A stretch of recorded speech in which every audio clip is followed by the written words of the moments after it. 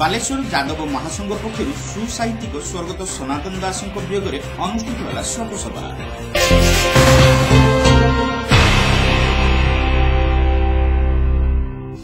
ବାଲେଶ୍ୱର ଯାଦବ ମହାସଂଘ ପକ୍ଷରୁ ସୁସାହିତ୍ୟିକ ସ୍ୱର୍ଗତ ସନାତନ ଦାସଙ୍କ ବିୟୋଗରେ ଏକ ଶୋକସଭା ସ୍ଥାନୀୟ ପୂର୍ତ୍ତ ବିଭାଗ ଡାକବଙ୍ଗଳାରେ ଅନୁଷ୍ଠିତ ହୋଇଯାଇଛି।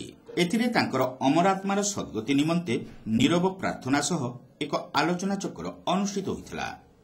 ବାଲେଶ୍ୱର ଯାଦବ ମହାସଂଘର ପୂର୍ବତନ ସଭାପତି ରାଜକିଶୋର ଦାସ, ଯୁବ ସଭାପତି ନିଶିତ କୁମାର ବାରିକ, କାର୍ଯ୍ୟକାରୀ ସଭାପତି ଅଶ୍ୱିନୀ ଦାସ, ଯୁବ ସମ୍ପାଦକ ବିପ୍ଳବ ଯାଦବ, ନଗର ସଭାପତି ମନୋଜ ଦାସ, ମାଧବ ଦାସ, କୋଷାଧ୍ୟକ୍ଷ ପୂର୍ଣ୍ଣଚନ୍ଦ୍ର ଦାସ, ପୂର୍ଣ୍ଣଚନ୍ଦ୍ର ବାରିକ, ମିଡିଆ ସଂଯୋଜକ ଶମ୍ଭୁନାଥ ଯାଦବ, ମହେନ୍ଦ୍ର ବାବୁ, ରାଧାମୋହନ ବାରିକ, ସୁଶାନ୍ତ ବାରିକ, ଜିଲ୍ଲାର ବରିଷ୍ଠ ଉପଦେଷ୍ଟା ପଞ୍ଚାନନ ପରିଡ଼ା ଓ ବିଶ୍ୱନାଥ ଦାସ ପ୍ରମୁଖଙ୍କ ସମେତ ଜିଲ୍ଲାର ବିଭିନ୍ନ ପ୍ରାନ୍ତରୁ ଯାଦବ ବନ୍ଧୁମାନେ ଉପସ୍ଥିତ ରହି ସ୍ୱର୍ଗତ ଦାସଙ୍କ ଉଦ୍ଦେଶ୍ୟରେ ଶ୍ରଦ୍ଧାଞ୍ଜଳି ଜ୍ଞାପନ କରିଥିଲେ।